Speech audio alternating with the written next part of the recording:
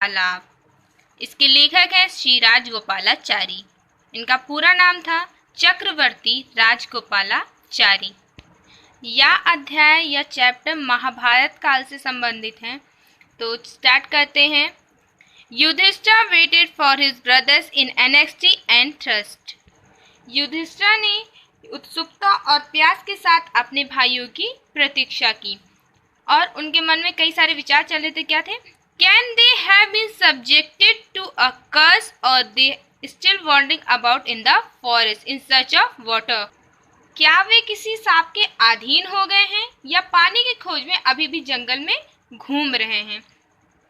Can they have fainted और died of thrust. Unable to bear these thoughts and driven by an overpowering thirst, he given up waiting and start out to look for his brothers and full hoping that he might find them. क्या वे बेहोश हो गए होंगे या प्यास के मारे मर गए होंगे? इन विचारों को सहन न कर पाने के पर और प्यास की तीव्र इच्छा से प्रेरित होकर उन्होंने इंतजार करना छोड़ दिया। उन्होंने किसने? युधिष्ठिर ने। और अपने भाइयों और तालाब को ढूंढने के लिए इस आशा में निकल पड़े कि शायद उनके भाई उनको और तालाब मिल जाए।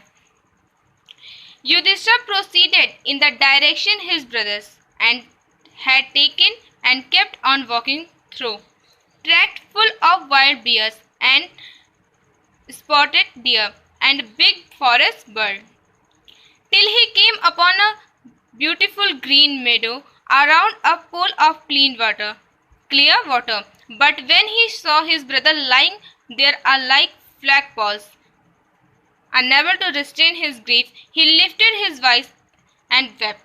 युधिष्ठिर उस दिशा की ओर अग्रसर हुए, उस दिशा की ओर बढ़े जो उनके भाइयों ने चुनी थी, जिस ओर उनके भाई गए थे, और उस भूभाग के बीच में से चलते गए जो जंगली भालुओं, चित्तीदार हिरणों और बड़े जंगली पंछियों से भरा था, जब तक कि वो एक साफ पानी के तालाब पर पहुंच गए जो एक सुंदर घास के मैदान से घिरा था। पर जब उन्होंने अपने भाइयों को वहां ध्वज स्तंभ यानी यहाँ पे फ्लैगपोल्स था, फ्लैगपोल्स यानी ध्वज स्तंभ की तरह वहां लेटा पाया तो वो अपने दुख को काबू न कर सके और फूट फूट कर रोने लगे। He touched the faces of Bhima and Arjuna as they lay so still, silent and mourned.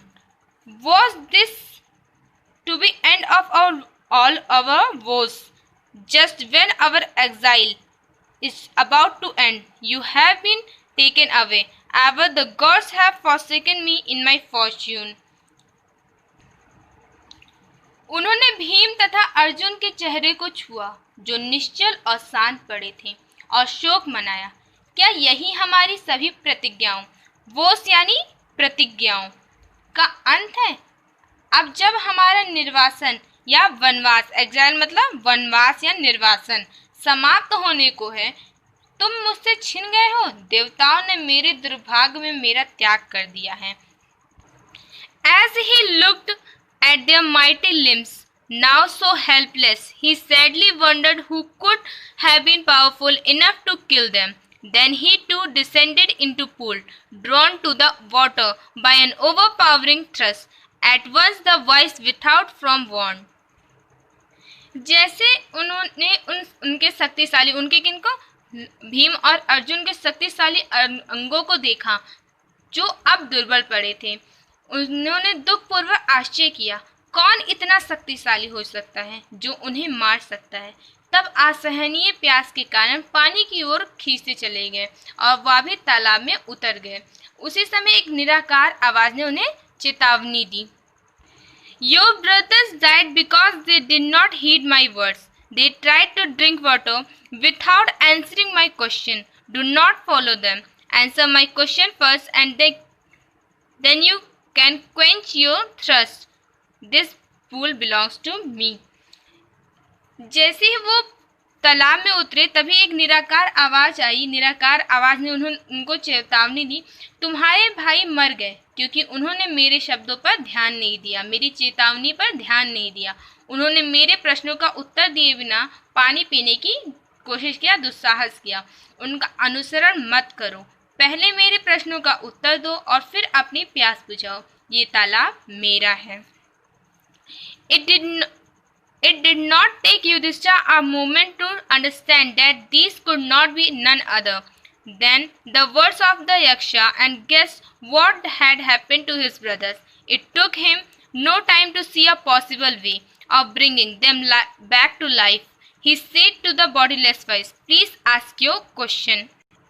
Yudhishthir को यह समझने में एक क्षण भी नहीं लगा कि यह शब्द किसी और की नहीं, ये शब्द यक्ष के अलावा किसी की भी नहीं हो सकती, और उन्होंने अनुमान लगा लिया कि उनके भाइयों के साथ क्या हुआ होगा। उसे अपने भाइयों को पुनः जीवित करने का संभव रास्ता दिखाई देने में कुछ भी समय नहीं लगा। उसने उस अमूर्त आवाज से कहा, "प्लीज आस्क योर क्वेश्चन, कृपया अपना प्रश्न पूछें। The voice put questions rapidly, one after another. उस आवाज ने शीघ्रता से एक के बाद एक प्रश्न रखे। वैसे तो वहां पे बहुत सारे प्रश्न पूछे गए थे, मगर उनमें से कुछ यहाँ पर हैं, जैसे What rescue man in danger? What rescue man in danger? खतरे में मनुष्य को क्या बचाता है? Courage यानी साहस, courage यानी साहस। By the study of which science does man become wise? किस विज्ञान या किस शास्त्र की अध्ययन से मनुष्य विद्वान बनता है? Not by studying any शास्त्र does man become wise. It is by association with the great in wisdom that he gets wisdom. शास्त्र पढ़ने से मनुष्य विद्वान नहीं बनता, महान विद्वानों की संगति से उसे विद्वता मिलती है। द यक्ष ने पूछा, What is swifter than the wind? हवा से तेज क्या है? Mind, मन। What is more faded than a dried straw? सूखे तिनके से मुरझाया हुआ क्या है, या सूखे तिनके के समान क्या मुरझाया हुआ है? A sorrow stricken heart, a sorrow stricken heart. एक दुख से भरा हृदय। एक यात्री, What be friends a traveler? एक यात्री की सहायता कौन करता है? लर्निंग यानी ज्ञान।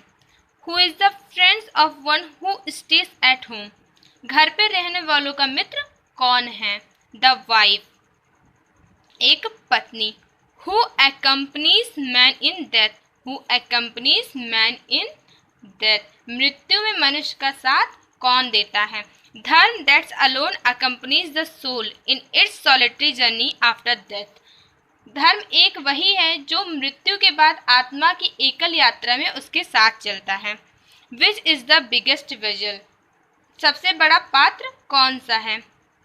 The earth which contains all within itself is the greatest vessel.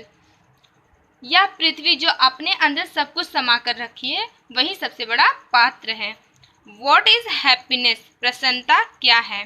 Happiness is the result of good conduct. Conduct यानी आचरण। अच्छे आचरण का परिणाम प्रसन्नता है। What is that by giving up which man become loved by all? वह क्या है जिसे त्यागने से मनुष्य सबका प्रिय हो जाता है? Pride, pride यानी घमंड, गर्व। For if man gives up being proud, he will be loved by all. गर्व, क्योंकि अगर मनुष्य अपना गर्व त्यागता है तो उसे सब प्यार करेंगे। What is the loss which eats joy not sorrow? वह कौन सी क्षति है जो खुशी देती है, दुख नहीं। किस चीज के खो जाने से, किस चीज के खत्म हो जाने से हमें सिर्फ खुशियां ही खुशियां मिलेगी, ना कि दुख। Anger, if we give up being angry, we will no longer be subject to sorrow. क्रोध, अगर हम क्रोध को त्यागते हैं तो हम कभी भी दुखी के प्राधीन नहीं होंगे, हम कभी दुखी नहीं होंगे। What is that by giving up which man becomes rich? वह कौन सी चीज है, वह क्या है जिसे त्यागने से मनुष्य धनी हो जाता है? Desire, desire यानी इच्छा। Desire, if man gives up being greedy यानी लोभी, he will become wealthy. इच्छा, अगर मनुष्य लोभी होना छोड़ दे तो वह धनी हो जाता है। What's make a real Brahman? Is it birth, good conduct or learning? Answer decisively. मनुष्य को असली ब्राह्मण क्या बनाता है? क्या वो जन्म है, अच्छा आचरण है अथवा ज्ञान? निश्चित उत्तर दो। Birth and learning do not make one real Brahmin, good conduct alone does. However learned a person may be, he will not be a Brahman without giving up bad habits, even though he may be learned in the four Vedas. And man of bad conduct falls to a lower class. जन्म और ज्ञान मनुष्य को ब्राह्मण नहीं बनाता, केवल अच्छा आचरण ही उसे ब्राह्मण बनाता है। मनुष्य चाहे जितना ज्ञानी हो, जब तक वो अपना बुरा आचरण नहीं छोड़ेगा वो ब्राह्मण नहीं होगा, चाहे वो चारों वेदों का ज्ञाता ही क्यों ना हो। बुरे आचरण वाला मनुष्य एक नीच की श्रेणी में गिरता है या नीच की श्रेणी में आता है। What is the greatest wonder in the world? दुनिया का सबसे बड़ा आश्चर्य क्या है? Everyday men see creatures depart to Yama's kingdom, yet those who remain want to live forever. This is truly the greatest wonder. प्रतिदिन मनुष्य जीवों को यम के राज में प्रस्थान करते देखता है और फिर भी जो रह जाते हैं वो अंत काल तक जीना चाहते हैं। यह सच में एक बहुत बड़ा आश्चर्य है और यकीन मानिए दोस्तों, ये सच में बहुत बड़ा ही आश्चर्य है। Thus the Yaksha put many questions and Yudhishthira answered them all. इसी प्रकार यक्ष ने बहुत सारे प्रश्न सामने रखे और युधिष्ठिर ने उसका उत्तर दिया। In the end of Yaksha, O king, one of your dead brother can now be revived. Who do you want to come back to life? अंत में यक्ष ने पूछा, ओ राजन, अब तुम्हारे एक मृत भाई को पुनर्जीवित किया जा सकता है, तुम किसको पुनर्जीवित करना चाहते हो? The Yaksha was pleased and at this and asked Yudhishthira, why do you choose? Sorry friends, एक पैरा छूट गया हम लोग का। It took Yudhishthira a moment to think, and then he wished that the clouds complexioned, lotus-eyed, broad-chested, and long-armed Nakula, lying like a fallen embonpoint tree, might arise. Yudhishthir को सोचने में एक क्षण भी नहीं लगा और उसने अपनी इच्छा व्यक्त की कि मेघवर्ण, कमल नयन, चौड़े सीने वाला और लंबी भुजाओं वाला नकुल जो एक गिरे हुए आबनूस की पेड़ की तरह पड़ा है को पुनः जीवन दान मिले। यक्षा was pleased at this and asked Yudhishthira,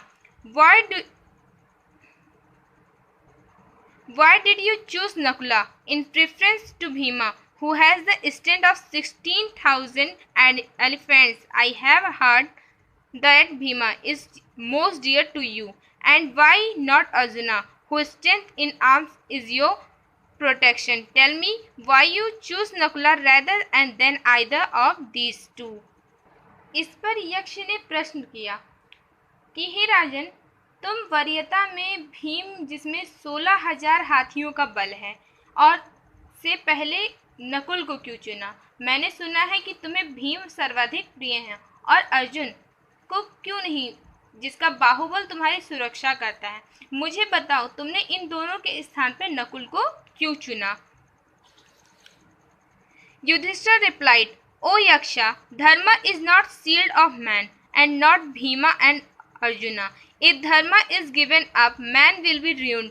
Kunti and Madri were the two wives of my father. I am alive, a son of Kunti, and so she is not completely bereaved, in order that the scale of justice may be even. I ask that Madri's son Nakula may be revived. Yudhishthir ने उत्तर दिया, ओ यक्ष, धर्म ही मनुष्य की एकमात्र ढाल है, न कि भीम अथवा अर्जुन।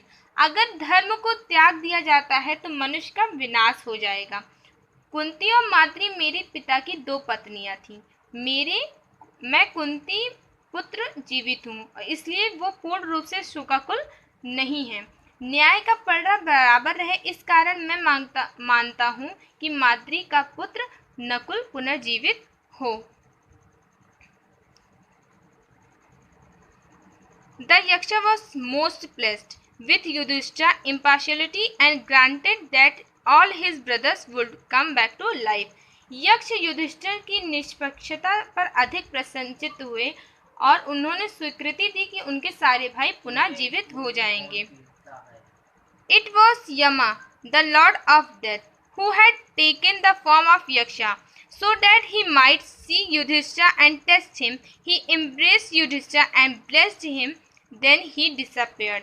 वे कोई और नहीं, वे मृत्यु के देव यम थे, जिन्होंने यक्ष का रूप धारण किया था ताकि वो युधिष्ठिर को देख सके और उनकी परीक्षा ले सके। उन्होंने युधिष्ठिर को गले से लगाया और उनको आशीर्वाद दिया और फिर वे लुप्त हो गए, यानी चले गए। सो फ्रेंड्स, ये था हमारा chapter first, the enchanted would. I hope आपको पसंद आएगा, आपको अच्छे से समझ में आएगा। प्लीज़ लाइक करिए, सब्सक्राइब करिए एंड कमेंट करना बिल्कुल। Thank you very much.